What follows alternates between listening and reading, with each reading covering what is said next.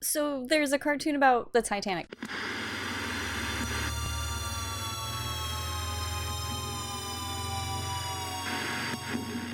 There's technically like 2 or 3 cartoons about the Titanic, but the one we're specifically talking about today is Titanic: The Legend Lives On. Hey guys, so before we really get into it, I'm just here to warn you that my webcam I think is dying, so there's little glitches in the video footage. So if you see that, it's not there on purpose. I'm sorry. This one is the one that ripped off the initial one and ripped off like everything else in like the meantime as well. I believe its initial release was in Italian, but there are English cuts of this one. There's actually 2 English dubs of this one. There's the initial one where they only like did the dub, and that one's 82 minutes long. And then there's the second cut one that is 70 minutes long, which is wild because they do not have enough animation to fill 70 minutes. The difference between the 2 different versions, the cut and the uncut one, is essentially that the cut one moves the scenes around, and it kind of like, this is weird because these movies suck, but it kind of flows better than the first one. There's less jumping around just a little bit. So I watched both of them, and I'm gonna give you the rundown of the 82-minute one first, and then I'll tell you what the difference is with the 70-minute one. I mean, it's not important. So the uncut one starts on a train, and it shows us our main character, Angelica. Names are really hard because sometimes characters will either A, not be named at all, or B, have their name mentioned once, and then you kind of have to like remember it, even if like it's terribly pronounced or just like too low to actually hear it. But anyways, Angelica is on this train going to the Titanic with her, I believe, adopted mother and her adopted sisters, and it's Cinderella. It's basically Cinderella. She's got an evil stepmother and 2 evil stepsisters. Their designs are Cinderella's. However, Angelica is rip-off design of Anastasia from the movie Anastasia. In that scene, it's revealed that Angelica has a locket with the picture of her mother in it, and then that her stepmother or adopted mother, whatever, teases her about, you're never gonna find your mom, and then her step siblings the adopted siblings, whatever, they do the same thing. You're never going to find your precious mother. Your precious mother! Then after that scene, we're introduced to the thieves of the story, which is this woman and then these 2 dudes, and the 2 dudes are dinguses. Their names are Kirk and Dirk. Then Angelica is being tormented by her siblings, whatever, their cat, which is also very like Cinderella-esque, and she drops all her shit and loses. This is the scene where she loses her necklace because she has to lose the necklace. From there, we're introduced to the Fievel Goes West crew. Then the singer and her Dalmatians show up in the picture, and then a Frenchman named Gaston shows up as well and like falls in love with the singer's like style and her vibe and her look and whatever. He also then steals Angelica's necklace because he saw it on the ground when she dropped it and he just picked it up. Then there's also, listen, the boarding scene is like everyone's introduced, and then you don't have to worry really about anybody else. So we're gonna go through it. So then the old lady and her 2 grandkids show up. They're on the way to America because their parents, doesn't matter. The little boy is climbing up the railing, and the old woman, who we know later her name is Victoria, yells at the boy, and I can't remember the boy's name, to get off the railing. And then we're introduced to Prince Charming, or William, and he picks up the little kid and gives it to his sister. Anyways, then he's also seen telling his nanny that, oh, I'll help you move the luggage, because he's a good guy. He's a really good guy. Then it's like these 3 geese that don't matter, and then this bird that's a thief, and then there's like these 3. A New York detective boards the Titanic late because he thought like, oh, this will make me less conspicuous for these thieves masterminds that I'm following onto the Titanic. And then a Vanderplank woman, an elderly rich lady, I guess, is like, oh, I'm so glad you're on this Titanic boat because I was worried about my shit. And then they're off. They're leaving port. Okay, so I looked up their names because I can't keep on going and telling you they're not names because it's harder that way. The evil stepmother person, adopted mother, whatever she is, her name is Gertrude. The skinny adopted sister is Bernice, and the fat adopted sister is Hortense, or vice versa. I don't really Doesn't matter. So anyways, we're in their cabin and Hortense's dress is broken and Gertrude is like, I'm gonna call for Angelica. It's gonna be a lot of cheat sheeting over here. I'm gonna call for Angelica and she's gonna fix it because it's her fault because she didn't pack our shit right. So this man walks in and she asks to get Angelica Pickering in third class. Then it just shows a shot of Angelica in third class. It shows that she's sharing a room with the old lady and the two kids. The old lady's name is Victoria. The two kids' names are Molly and Boy Child. I don't see, he's not listed. Don't get too attached to that scene. Don't get too attached to any of these scenes really, because this shows around like a motherfucker. This next scene is in William's room and he's talking with his nanny about, I just want to work and study, and she's like, we're on a cruise, chill out. And he's like, yeah, well, whatever. And she's all like, I wonder if my daughter got any kind of good education growing up. And he goes, hey, you're also on a cruise, nanny, chill out. I wonder whose mom she is. Then Gaston shows up in his room and like it says something about him being William's secretary, and then maybe one day he'll be his boss. I don't know, okay? And then he leaves. Oh, I also think I forgot to point out that William said like, I can't wait to see my buildings in America. That was a terrible accent, I'm sorry. Then we're yanked back into Gertrude, Hortense, and Bernice's room, and Angelica is there also. They're complaining about their clothes, and Hortense drops a teacup, and Gertrude's like, clean that up. It's very like, oh wow, yeah, this is Cinderella. And then they brag about how they're going to like the ball or the banquet or whatever that night, and she can't go because no one will lend her any clothing to go. And then we're thrown into the lower decks with the mice. So the little mouse, I think it's Maxie. I think Maxie is the mouse's name because that's the only named mouse in this list. So we're just gonna call them Maxie. So Maxie's talking with their parents. Then Jeffrey the cat comes and tries to eat the mice, but then this dog, his name's Fritz, comes out of nowhere and chases Jeffrey off. And the mouse says, if it weren't for you, I would be now a part of someone's digestion. So depending on which version you watch, if you watch the 82-minute one or the 70-minute one, you're going to encounter two different scenarios. Both scenarios are fucking ridiculous. I watched the 70-minute version one with family, and the first time I fucking saw this flip out of fucking nowhere, I'm so glad I wasn't drinking anything because I would have spat it out like all over my computer. It's whiplash. This is what happens. If it hadn't been for you, I would be now in someone else's digestion. Well, from now on, try not to strike out on your own without checking with me first. Because you see, I'm responsible for how the animals behave on this. Tell me, do you know? Do you really know? Do you know it, yes or no? Is it yes or is it no? Do you know who I really am? I'm the boss, and I command, I direct the band. Better stop it if you're breathing. Or you could get this version. I would be now in someone else's digestion. You know there's something you should know, so I'm gonna tell you so. Don't sweat it, forget it, enjoy the show. Working all day, now it's time to unwind. Kick back, relax, take a load off your mind. I'll be busting the moves and I'll be busting the rhymes. We'll be busting up laughing cause it's party time. Yeah, somebody made that choice. 2 different times with 2 different songs. So obviously, like I said, the one I watched was the 70-minute version, so it was even more whiplash from him being like, thanks, to like immediately the dog starts rapping. What the fuck? It was then that I knew that this fucking movie was a fucking disaster piece. So while this rap is going on, after they use the same 4 animated scenes 50 times in a row, they also splice in scenes of the thieves trying to steal and a mouse being chased by a chef. Then we're going back to Angelica's room where she's talking with Victoria about her locket that's missing. That is the only thing that she has so she can find her mom, because it's a picture of her true mom in the locket. And it's then that the little mouse Maxie falls into the room hanging by their little tail, and then Victoria and Angelica feed Maxie a little, I don't know, puff, lint ball, whatever it is. So Kirk and Dirk's boss's name is Corinthia, which you don't fucking find out until the goddamn end of the movie. So Corinthia and Kirk and Dirk are going off to steal from people.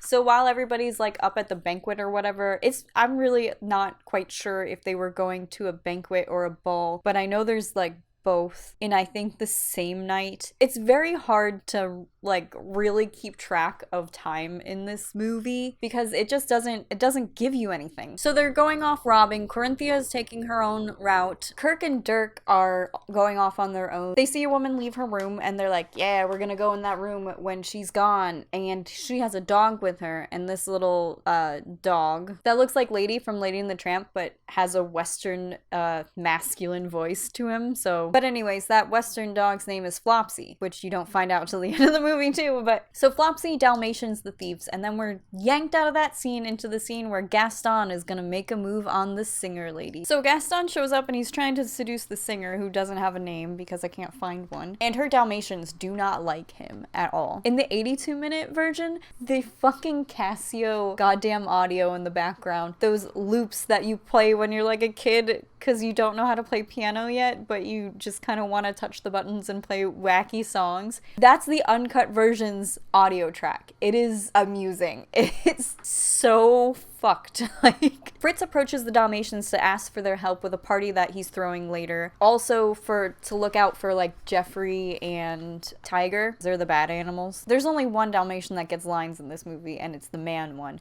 And he says this fucking cringe-ass line.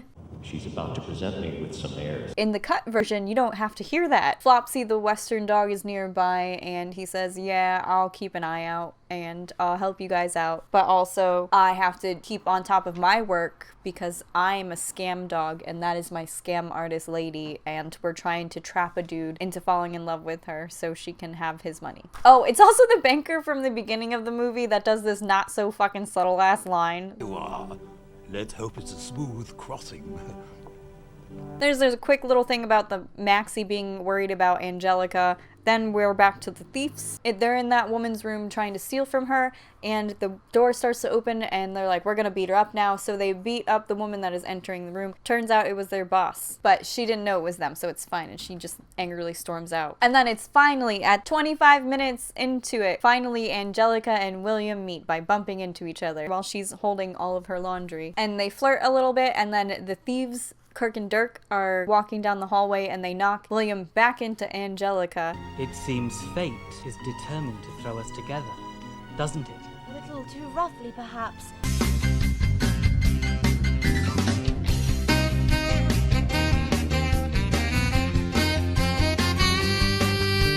And they stand up and they flirt some more, and it's weird, and then he touches her hand all awkward like.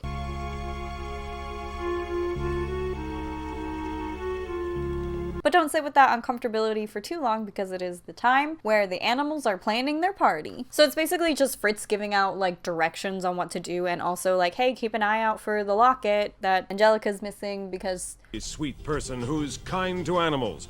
It means a lot to her, so let's find it. William had taken note as to which room Angelica went into when they bumped earlier, and he goes to that door, and Gertrude opens the door, and he's all like, do you have any other daughters besides those two? And she's all like, no, come in for tea. I haven't seen such a man of, what is it, good breeding? What the fuck? People used to say the fucking weirdest shit. People still say the weirdest shit. Then we're back in William's room, and he's all bummed out, and Nanny is just like, don't worry about it, you'll see her, it's fine. It's a ship in the ocean, of course you're gonna find her. And then he goes like on this simping spree about Angelica, a woman he barely doesn't even know. Then we're on deck, and it seems to be daytime, and Victoria and Angelica are walking on deck talking about William, and William is on the upper deck because, of course, he is the rich man and she is the poor girl. And Victoria seems pretty like, yeah, he's probably sincere. He seems like maybe he's kind of cool, like maybe you should go for it. Then at the same time, Vanderplunks, the rich woman from the beginning, her grandchild lost a ball and it's just screaming about how it's missing its ball. William's like, don't worry, I'll get it. And he goes down to the lower decks and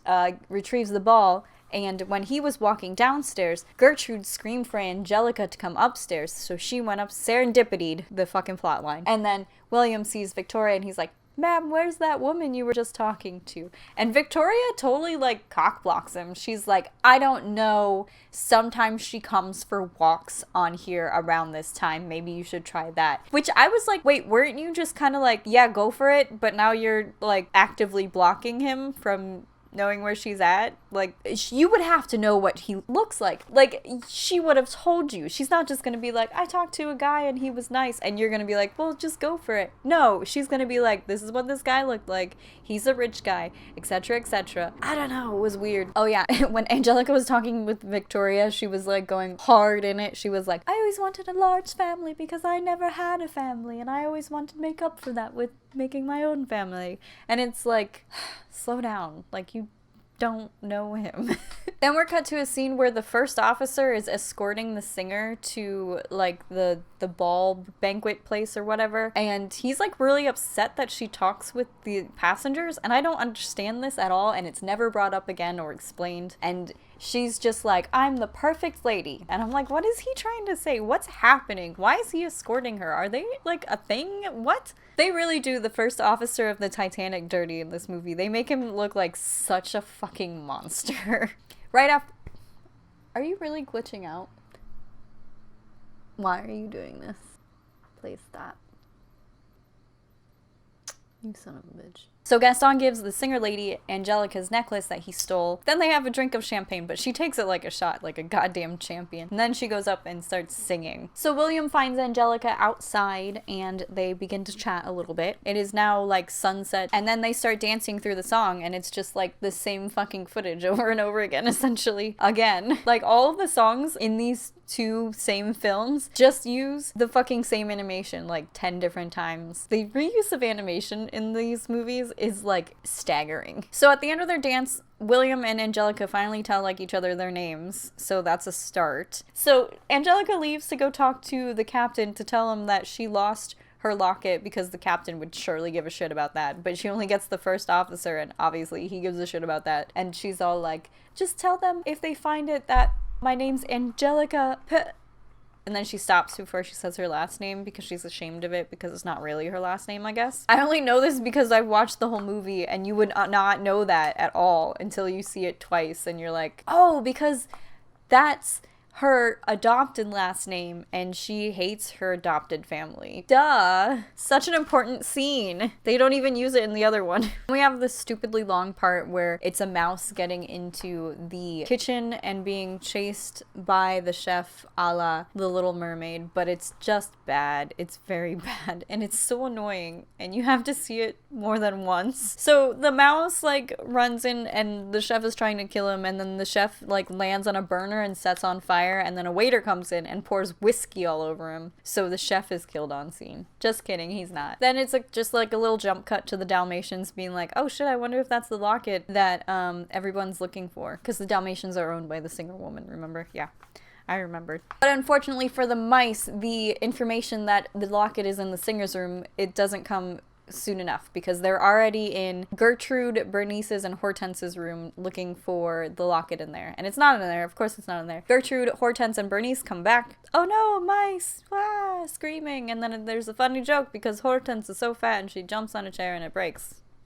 Quality. And then from there, Detective Sam is freaking out like a waiter or a concierge person for the banquet. He's all like, don't worry, I'm undercover. Like, you know, how you do when you're trying to be undercover. Then we're shown that the scamming woman, her name was Winnie, by the way, she is with the banker guy, who I don't remember his name is at all, and it's not listed. So she's with the banker guy. Dirk and Dirk are trying to steal from her, but Flopsy bites the shit out of his hand. And then the table flips and there's this whole like kerfuffle of shit flying, and one of the Dalmatians steals all the food. Other Dalmatian, the one who is going to present the heirs, trips a waiter, and that waiter spills like oatmeal all over Gaston, who was trying to approach the singer. After that, we see a scene where the captain is warned about the icebergs. Finally, the main character showing up. There's like dolphin shots in this, and they're just like peppered throughout. And it's just like 1 or 2 animations that are shown like 6 or 7 different times throughout the movie. So it turns out that Jeffrey and Tiger have gotten wind of the party that all the other animals on the ship are going to have. And they're going to crash it and eat the mice. Because they're going to show up for like, what, 10 mice when all the other animals are also there to not kick their ass, I guess. They're power couple. But aha, the trap was set for them, and then they're just in a cage. The end. Now we go from the party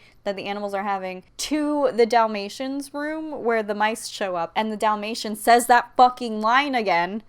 out of the picture. You're about to present me with some heirs. But anyways, the mice are there with the bird to get the necklace, and they do it, and it goes fine. The next scene is Victoria and Angelica talking about William in their bunk. Angelica's like, well, he's just gonna have to wait at the banquet ball thingy for me and just be disappointed because I have nothing to wear and no one will lend me anything. And then Victoria is like, wait a minute, I have this dress that I've had for fucking ever, and it's your size. Even though I'm a short, stout woman and you're a tall, skinny young lady. This dress is also fashionable for this time. Even though I wore it probably 50 years ago, it's still in fashion. Also totally makes sense that somebody traveling in third class with a limited space would totally bring a fucking gown that they're never gonna wear again. I like how this is the first thing I'm gonna nitpick out of all of this shit that's been happening. Like, why did I pick the dress conundrum? Like, all of this is nonsense. I can't suspend my disbelief for an elder woman clinging on to her youth via a dress. Then it's like Maxie and the bird. What the fuck's the bird's name? I think the bird's name is Hector. So Hector and Maxie are arguing because Hector's like, I found it, it's mine, my necklace. Mine. And Maxie just kind of kicks the shit out of him and is like, no, you're giving it back. And then so Angelica kisses both the animals because they gave her back her necklace. She's so happy. Alright, and now it's time for the ball, and the singer is talking about her necklace being stolen, and Detective Sam, who now has orange hair, is all like, tell me about your stolen necklace. And then he's allergic to mink, I guess, because Corinthia walks next to him with a mink or maybe a foxtail. I don't know. Fancy people shit. And then it gets in his nose and he sneezes and they're like, oh, bless you. And he's like, thank you. And it's funny because those are the guys he's hunting, right? Haha. So the singer starts singing and it looks terrifying. William is looking for Angelica during the song, and then we get flashbacks to shit we just literally fucking watched, not even 10 minutes ago, of him and Angelica's meeting, because we have to be reminded of these things. Then Angelica shows up, everybody's show stopped by her, they're like, oh shit, and Gaston's like, ooh, I'm gonna try that, and then he notices the necklace. And then William gets to Angelica first, Gaston's like, ooh, and then William just does this. Very creepy, William. Don't do that. Also, maybe in the middle of the song, unclear, because the band is still playing the same song, but the singer just starts going off, I know who stole my necklace. It was that girl. And then Gaston's like, oh, no, could not be. And then the first officer, who kind of looks like he's put into this space as an afterthought.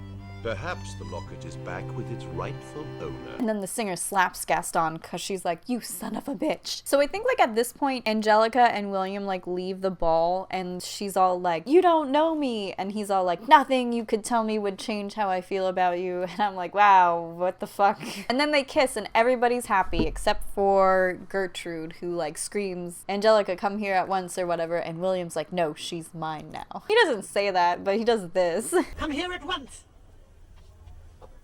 Then the mice scare the evil adopted family, as they are wont to do, and then we are graced with another fat joke, as animation comedy is wont to do. Then we are back in the ball, and Winnie says somebody has stolen her jewelry, and Detective Sam is like, don't worry, I saw everything, but you're still gonna have to file a report. She cuts him off and is like, it doesn't matter, it was all fake anyways. That's fine, you still love me for me, right, banker husband? And he does not look okay about that. William is then seen dropping off Angelica at her third-class cabin because she is a fucking woman and it is their first date and she's not going up to first class with him.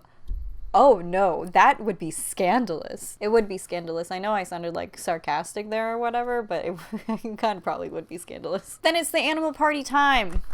For real this time. And we get this song by the Three Mice.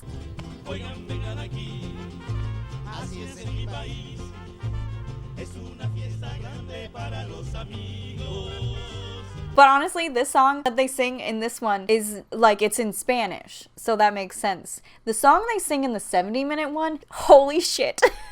Oh my god, stop it. So during the song, Maxie tries to feed Jeffrey and Tiger's an idiot, and Jeffrey's mad about it. And then also the iceberg appears. She's made her debut. They try to avoid the iceberg, and that doesn't happen because we all know the story of the Titanic, and that's why we know that it was totally should have been made into a fucking kids cartoon. In the 80-minute version, this disaster is undertoned by this terrible, terrible music. It reminds me of the soundtrack that would be on an educational, like, computer game in an intense moment. Like, oh, you gotta do this math problem or your Zoombinis are fucked. The ship hits the iceberg, and we get a bunch of meanwhile shots. Like, while we're hitting the iceberg, these things are happening. William is laying on his bed, simping hard for Angelica. Then Nanny points out the iceberg, and he's like, oh shit, get Gaston, and I'm gonna go find Angelica. The captain tells the crew to deploy the lifeboats and get everybody off the ship immediately. The hole breaks, and it turns out the animals were like partying in that hole, so they were all napping when everything happens, so they start drowning. Maxie's like, we've got to free Jeffrey and Tiger or they'll drown. Hector saves them, even though they showed like this one animation shot where those two animals were definitely just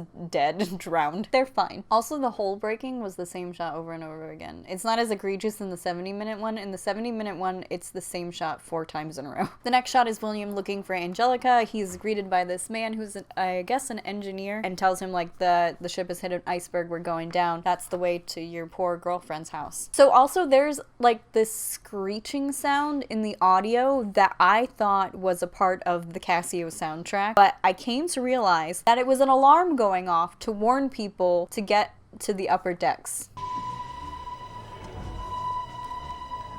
We're shown the bunker with Victoria and Angelica. Both of those kids are sleeping. Victoria's like, oh, we shouldn't wake them. They look so restful or whatever. And Angelica peeps her head out the door, and people are hauling ass to go upstairs. And she has the fucking ass to say,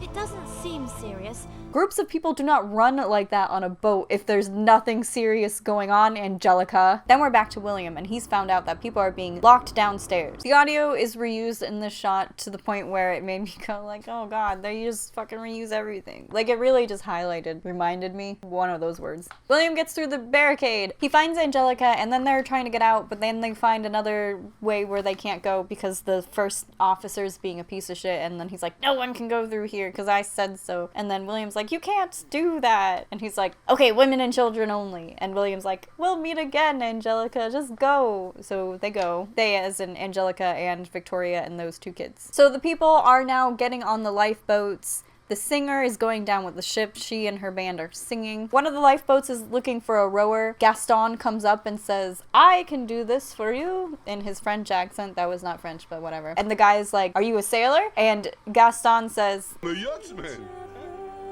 so he gets on the lifeboat. Then we're shown a scene where the first officer yanks another person off of a lifeboat so he can get in it. They really, they did him so dirty. Winnie and her banker boyfriend are standing on the ship, and she's all like, I'll get the next one. And he's all like, Winnie, don't sacrifice your life for me. You don't understand. I'm broke, and I was looking for a woman to bail me out as soon as we reached America. And then Winnie goes, that's such a shame because I too am broke and I was looking for a rich man to take care of me when I reached America. And then they're both like, well, fuck it, let's stay and die. There's no life in America if you don't have a fuck ton of money. Winnie also says like Flopsy is missing, which is like fucking news to me because, oh, why is he missing? Doesn't matter, he shows up later, it's fine. The last lifeboat Nanny gets on, and initially it's shown as full, and they only show like one lifeboat going over because you can see Angelica in that lifeboat. But then when they show the lifeboat that Angelica and Nanny and all them are in, it's like there's probably like 10 people, maybe, not even, under 10 people. And then Corinthia tries to steal from Vanderplunk, and she gets her hand smashed, like what happened to her bad guys. William is shown breaking a window so he can get on deck to hopefully live through this. Then we get that terrifying fucking vertical shot of the boat going this way. That scared the shit out of me when I watched the Titanic, the good movie. So as he's falling to probably his death, maybe, he catches a kid who's also falling to probably their death, maybe. And then they hit the water. And they come up fine. They made it.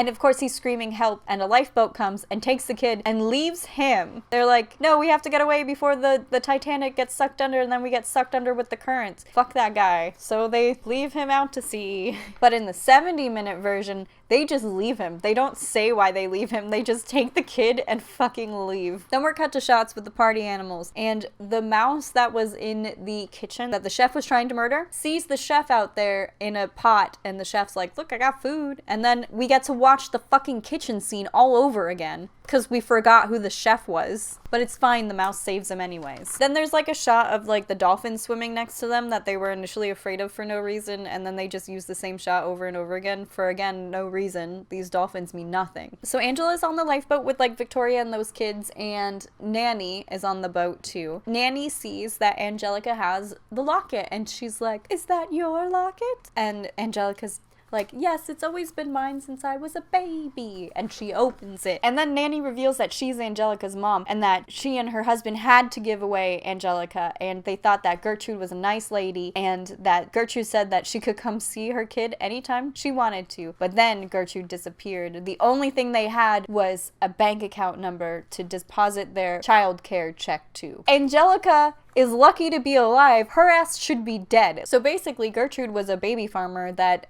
allowed Angelica to live for whatever reason. She wanted lady servant. Who knows how many other babies that she farmed that just don't exist anymore, but she's still getting paid to take care of them. Also, they played Nanny revealing herself, who she is, twice. Then they talk about William, like Angelica, I think, was like, I hope he's fine or whatever, or I hope I see him. And Nanny, like, is like, I raised him and gave him all the love I couldn't give you. Then they see a body in the water and it has orange hair and they're like, oh, it's William. So they go and they get him and it's not William, it's Detective Sam. The first officer is freaking the fuck out, like, sit down, we can't take him, the boat, the lifeboat, blah, blah, blah. And then after that, Angelica has flashbacks to those scenes we've already fucking watched. Some parts were a part of William's flashbacks, so we get to see them 40 more fucking times. Then they find William, and it's really William, and William's trying to get into the boat, but nobody offers him a hand. Instead, Detective Sam just leans his head over the thing, and William rips his wig off, and then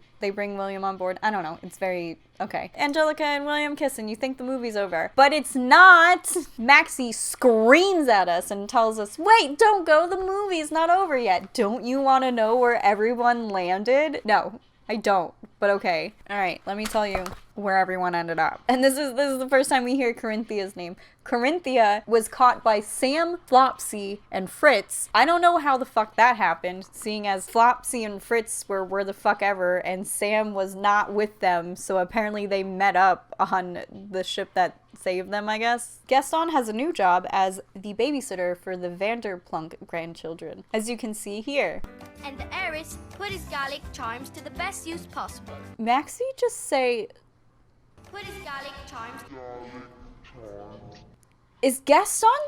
Was that? Garlic charms... When he said yachtsman, did he say Scotsman? Was Gaston supposed to be...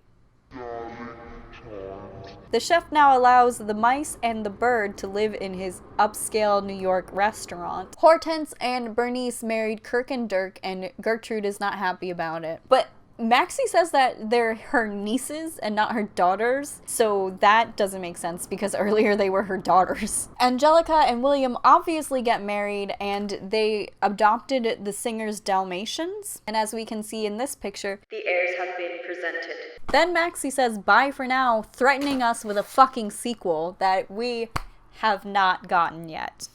So the second one starts at the end of the movie where they're in the lifeboat already. When I watched the 70-minute version and I saw how many reused sequences they used just in that first 3 minutes, I was like, oh boy, we're in for it, aren't we? The background music in the second one is a little bit more serious. I wouldn't really call it super serious, but it's a little bit more serious. And also, while they're in the lifeboats, we hear people screaming and dying, which is you. I mean, it is the Titanic, and I think they should have taken it a little bit more serious than what they did. expected, but here we are. Then it goes on to the train scene, and I forgot about this part of the boarding where Hortense, I think, gets like fucked up, and I thought Bernice caught her ass. And then the scenes just get out of order, where it doesn't jump around as much as the 82-minute one. It's more, I don't know, it seems like the 82-minute one was like the first go around for edit, like that person ever did, and was like, I mean, these are how they were given to me, this is how it should be. And then the second edit, the cut version, is more like, well, we don't have to jump back and forth